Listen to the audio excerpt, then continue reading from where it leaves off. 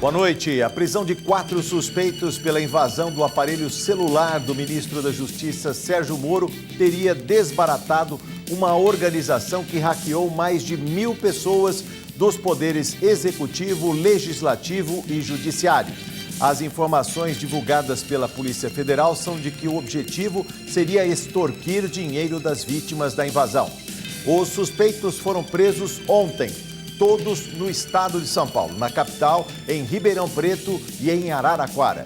Veja os nossos outros destaques. Governo paulista lança edital de concessão de 1.300 quilômetros de estrada.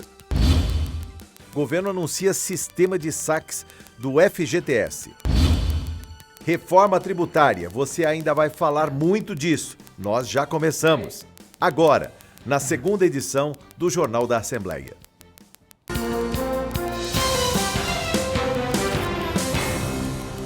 Lançada hoje a maior concessão de rodovia do Brasil. O governo de São Paulo anexou a atualização da concessão de 200 quilômetros entre Piracicaba e Panorama, outros 1.000 quilômetros de estrada. O leilão será em novembro.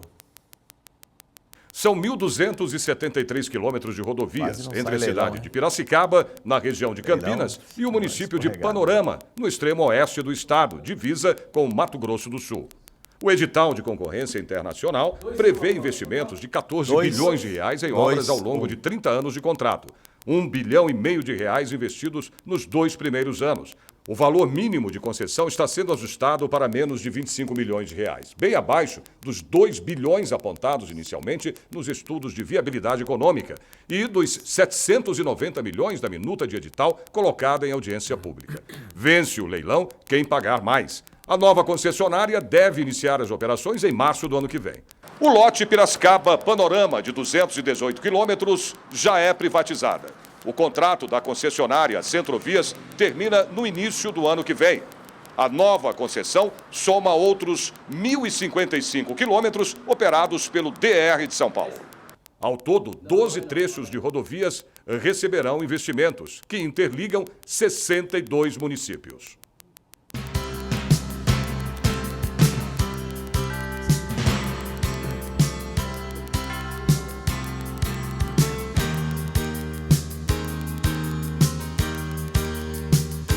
Conversa de grego. Pagar imposto é assunto ruim para todo mundo, mas falar onde, como e quanto cobrar ou fiscalizar é conversa para especialistas.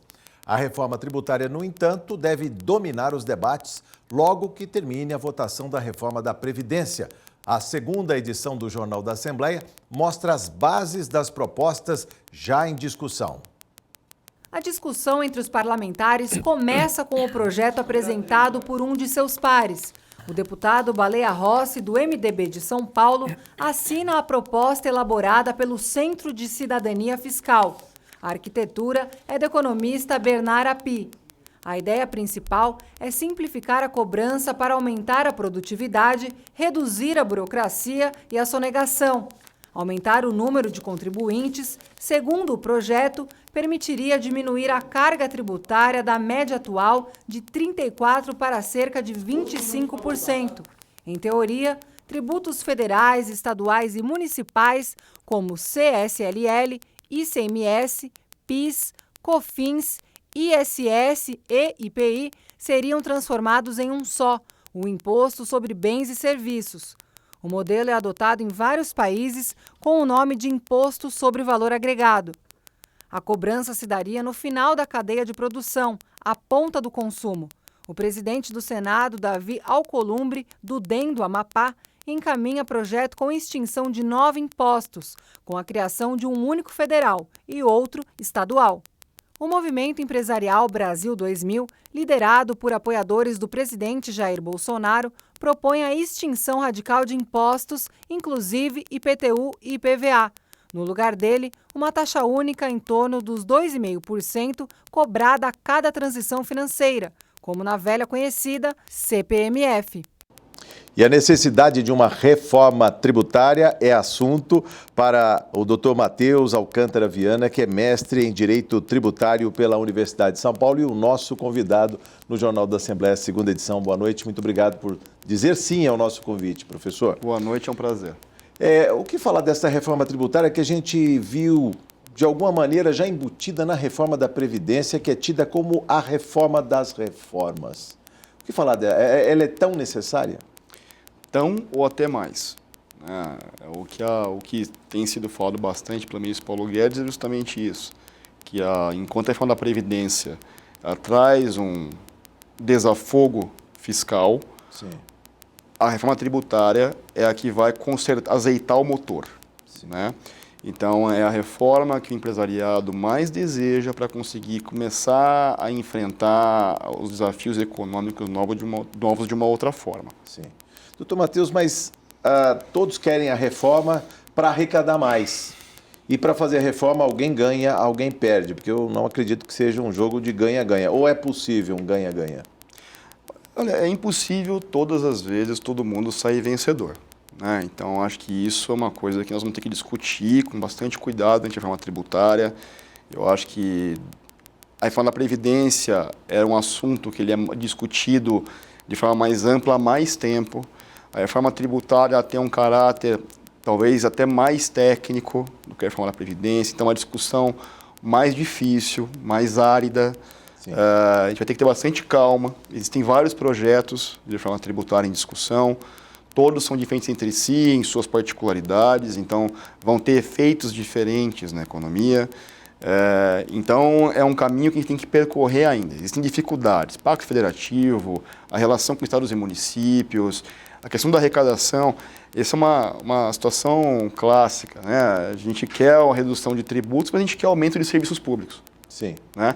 Então, como compensar? Como estabelecer essa conta? Né? Então, essa é a grande dificuldade a ser equalizada na reforma tributária também.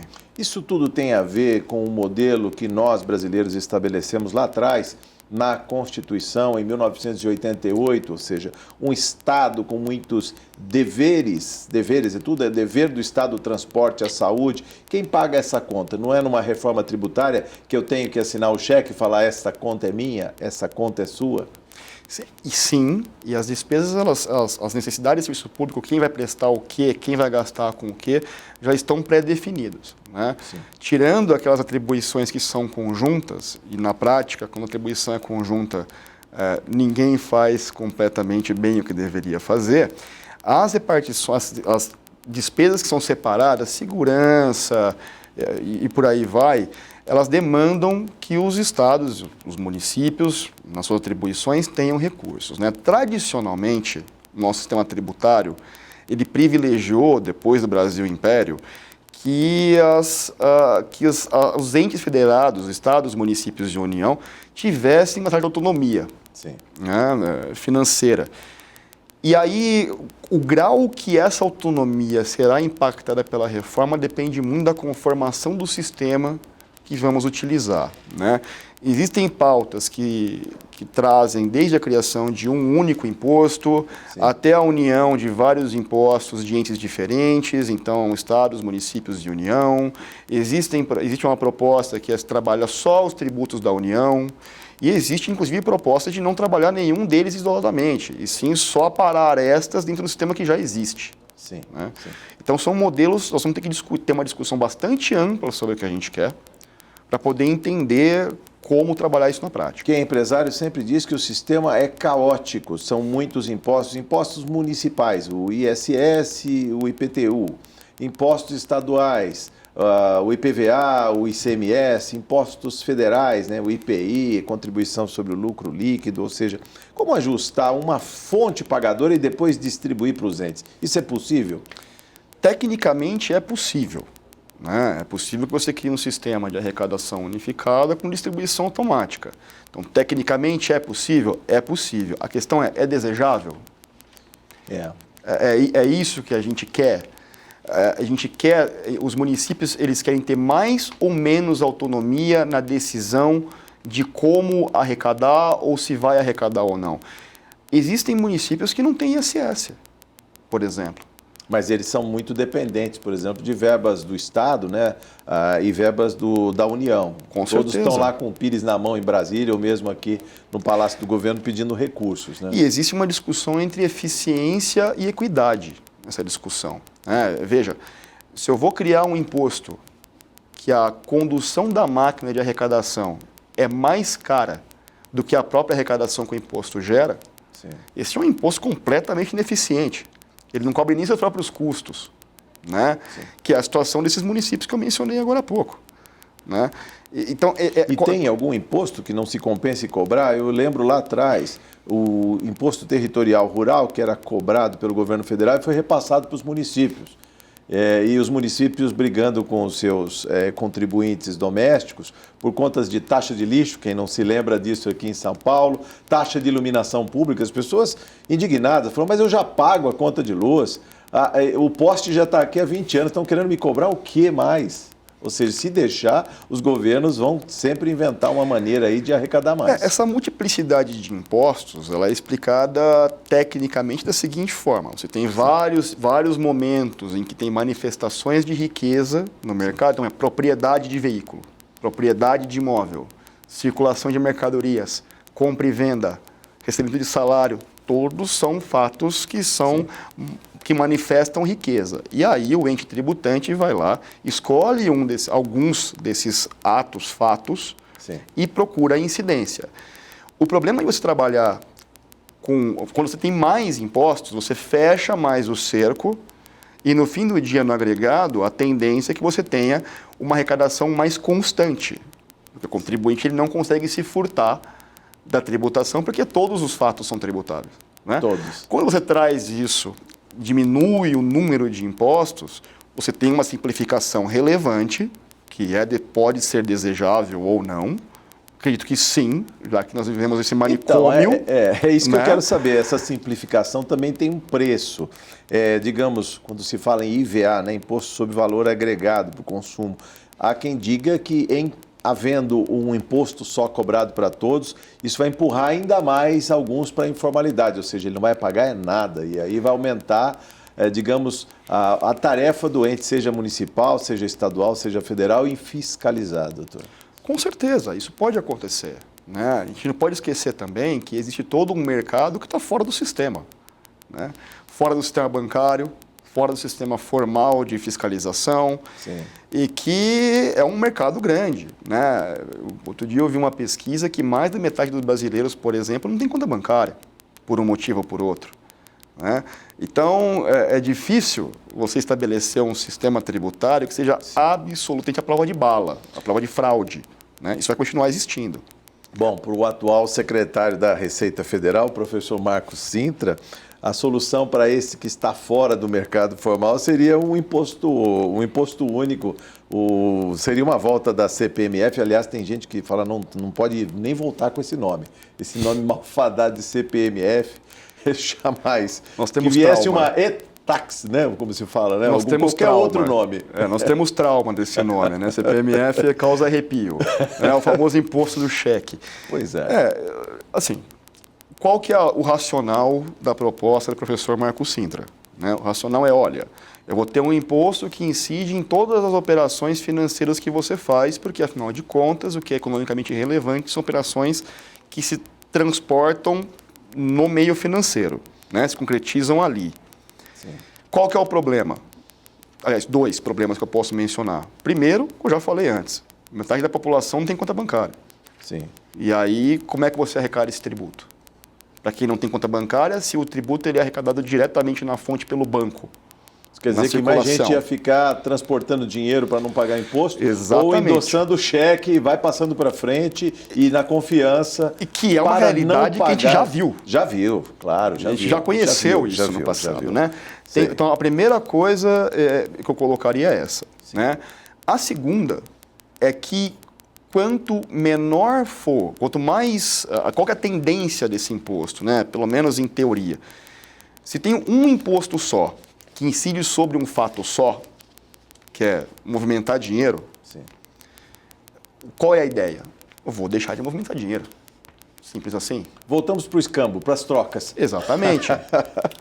Doutor, a gente vai ter que voltar a essa conversa com mais brevidade possível, porque a reforma está aí, tanto a da Previdência quanto a tributária, todos já falam nisso. Aqui na Casa de Leis, muito se fala da guerra fiscal e tudo mais, portanto, a gente vai ter que chamar o senhor em outras oportunidades. Muito obrigado por sua entrevista, foi um prazer conversar com o senhor no Jornal da Assembleia, segunda edição. Eu que agradeço, o prazer é meu.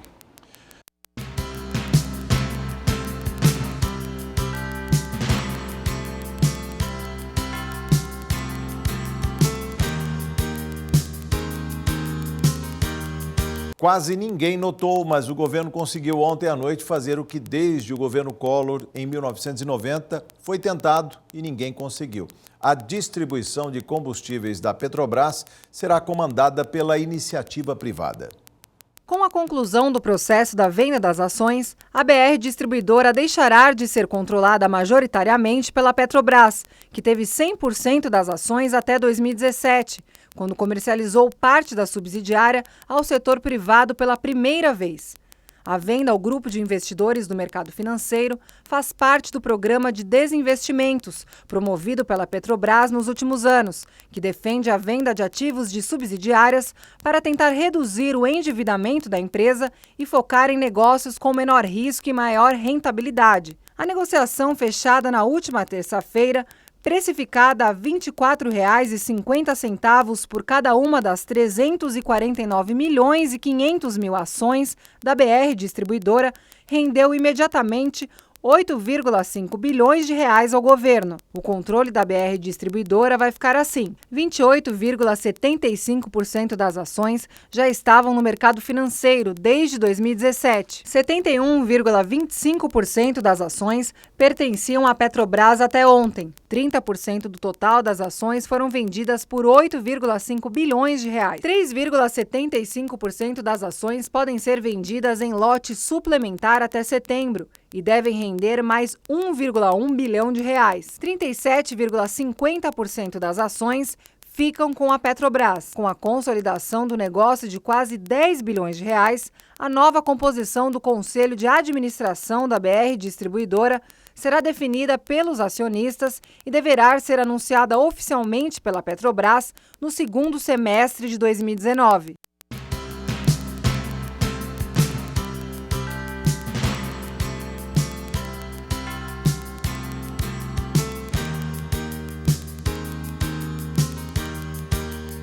Caiu na conta. O presidente Jair Bolsonaro assinou hoje a medida provisória que autoriza o saque das contas ativas e inativas do Fundo de Garantia e do PIS/PASEP. O FGTS vai ser liberado a partir de setembro. O saque não é obrigatório. A quantia máxima estabelecida para este ano é de R$ 500. O valor corresponde ao saldo médio de 80% das contas atuais, segundo a Caixa Econômica Federal. O prazo para a retirada vai de setembro a março do ano que vem. Quem tiver conta poupança na Caixa, o depósito será feito automaticamente.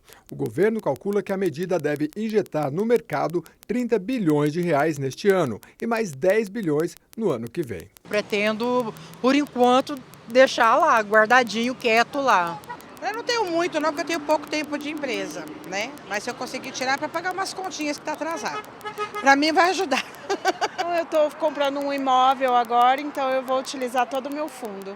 A liberação proposta pelo governo tem diferenças em relação à do governo Temer em 2017. Vai além do saque total apenas das contas inativas. O plano do governo é criar um sistema de pequenos saques a longo prazo. Esta foi a forma encontrada para atender as construtoras que pressionaram pela manutenção do FGTS como fundo de financiamento de imóveis. A partir do ano que vem, o titular da conta pode optar por saques anuais. É preciso comunicar à Caixa. O valor do saque vai ser definido pelo saldo. Nas contas com até R$ 500, poderão ser retirados até 50%. A partir daí, o percentual vai sendo reduzido, com o acréscimo de um valor fixo. Veja quanto poderá ser sacado anualmente na data do aniversário do correntista a partir de 2020. Saldo de até R$ 500 poderão ser sacados 50% sem parcela fixa. De R$ 500 a 1 centavo a R$ 1.000 poderão ser sacados 40% mais uma parcela fixa de R$ 50. De R$ 1.000,01 a 5.000 poderão ser sacados 30%, uma parcela fixa de R$ 150. De R$ 5.000,01 a R$ 10.000 poderão ser sacados 20%, mais uma parcela fixa de R$ 650. De R$ 10.001 a R$ 15.000 poderão ser sacados 15%, mais uma parcela fixa de R$ 1.150. De R$ 15.001 a R$ 20.000 poderão ser sacados 10%, mais uma parcela fixa de R$ 1.900. Acima de R$ 20.001 poderão ser sacados 5%, mais uma parcela fixa de R$ 2.900. Quem fizer saques anuais ficará impedido de retirar todo o FGTS em caso de demissão. O prazo para saque do PIS/PASEP não foi anunciado. E para falar de mais um capítulo do FGTS, o Fundo de Garantia por Tempo de Serviço, eu recebo mais uma vez no estúdio da TV Alesp a economista e planejadora financeira Paula Sauer. Bem-vinda mais uma vez. Obrigada. Bom, a novela vem em capítulos, né? Pois é. Quando se fala em pagar uma cota, né, R$500 por ano no aniversário do cotista do Fundo de Garantia, de alguma maneira eu não vou dissipar aquela poupança compulsória dos trabalhadores, Paulo? Pelo que eu estava lendo agora, vão ter duas modalidades. Vai ser mantida a modalidade ainda do saque em caso de demissão, sem justa causa, ainda vai ter essa modalidade. E eles estão abrindo uma outra possibilidade agora de um saque, vai ser uma outra modalidade de saque do recurso do Fundo de Garantia, que pode ser feito em aniversário, né, no mês de aniversário do contribuinte. Essa não saiu a cartilha, eles vão soltar uma cartilha explicando como vai ser. Então, começa, parece que em setembro, mas sim, isso que você falou é muito importante. Então, aquela poupança, que na verdade é um fundo de garantia que o trabalhador tinha para o caso de uma demissão, caso de doença grave, caso de câncer, HIV, aquilo que você está guardado justamente para um inesperado, que você não conta em utilizar aquele recurso, ele está sendo estimulado agora para ser utilizado para consumo. Isso é um risco, se pode falar. Como você disse, olha, aquele dinheiro do trabalhador é depositado mês a mês, 8%, né? Mês a mês, quer dizer, praticamente um salário por ano. Eu sei que ele está lá, está guardadinho, de repente eu começo a sacar, estou tirando o dinheiro de lá. Isso é preocupante porque não seria essa a finalidade. O objetivo do Fundo de Garantia não é esse. Ele era uma poupança, ele foi constituído para ser uma poupança de longo prazo, uma reserva financeira para um caso de emergência. Sim. E na hora que você traz essas novas medidas, você está modificando o papel desse fundo, né? Eu estava lendo agora, ele tem a possibilidade também de virar até a garantia de contratos. Está dando lastro, ele também não... Ele vira uma garantia, mas ele está lá depositado, ele não se transforma em bens, em serviços. Pior ainda, né? Porque pelo menos se ele fosse carreado para pagar uma dívida, vamos lembrar aqui, outra conversa que nós tivemos, né, Paulo? A pessoa recebe uma remuneração irrisória, né? 3% ao ano no fundo de garantia. E ele está devendo no banco, está pagando no cheque especial, no cartão de crédito, 300% ao ano. Sim. Então, compensa, ele tira esse dinheirinho aqui, abate a dívida, diminui a dívida dele, diminui esse juro imenso que ele está pagando aí. Para ele seria bom, enquanto trabalhador, liquida uma dívida e pega um dinheiro que tem baixíssima remuneração. Mas fora disso... Tanto que a recomendação, no primeiro momento, é assim, antes deles limitarem a esse teto de R$500, e agora é um percentual que limita ao R$500, era assim... Saca tudo que você pode, seja para pagar dívida, para constituir uma reserva de emergência ou para você fazer um outro tipo de aplicação, porque o que o Fundo de Garantia rende hoje é menor que a poupança, menor que a inflação. Então, assim, deixar o dinheiro parado lá é uma poupança compulsória, né? De certa forma, você é obrigado a não utilizar aquele dinheiro, você não pode ter acesso a ele fácil. Sim. Então, você deixa de gastar, Mas você não está fazendo o investimento, porque ele está remunerando menos que a poupança, Pois menos que a inflação. Eu lembro aqui em coluna publicada pelo professor Delfim Neto na Folha, ele cita que em 13 de setembro de 66 foi criado o Fundo de Garantia por Tempo de Serviço para substituir um dispositivo da Consolidação das Leis do Trabalho que estabelecia uma indenização ao trabalhador em caso de dispensa de um salário por ano até o 10º ano, ou seja, é o que seria a estabilidade. Ele veio com essa poupança substituir o que era a estabilidade. Na época, muito criticado, né? E hoje todo mundo valoriza o fundo de garantia. Agora, para quem está endividado, a gente podia até pensar nessa coisa de liquidez. Eu tiro o dinheiro daqui e coloco ele ali. Mas para quem não tem dívidas, ele poderia realizar o consumo. Uma pessoa poderia sacar uma parte do fundo ou a conta inativa, ativo, e também trocar de carro, fazer algum investimento. Isso é bom para a economia, Paulo? Sim, é bom para a economia se você olhar no aspecto macro, mas não é bom para o cidadão, não é bom para o indivíduo. Ele está queimando a poupança, ele está queimando as reservas. Ele está queimando uma reserva de emergência. Em caso de demissão, se ele não construiu a reserva de emergência, ele, né, se obrigou a fazer esse exercício, o fundo de garantia para aquele trabalhador que é contratado, CLT, carteira de trabalho e tal, era uma reserva de emergência. Sim. Então, no caso de uma doença grave, desemprego e tal, ele tinha como resgatar aquele recurso.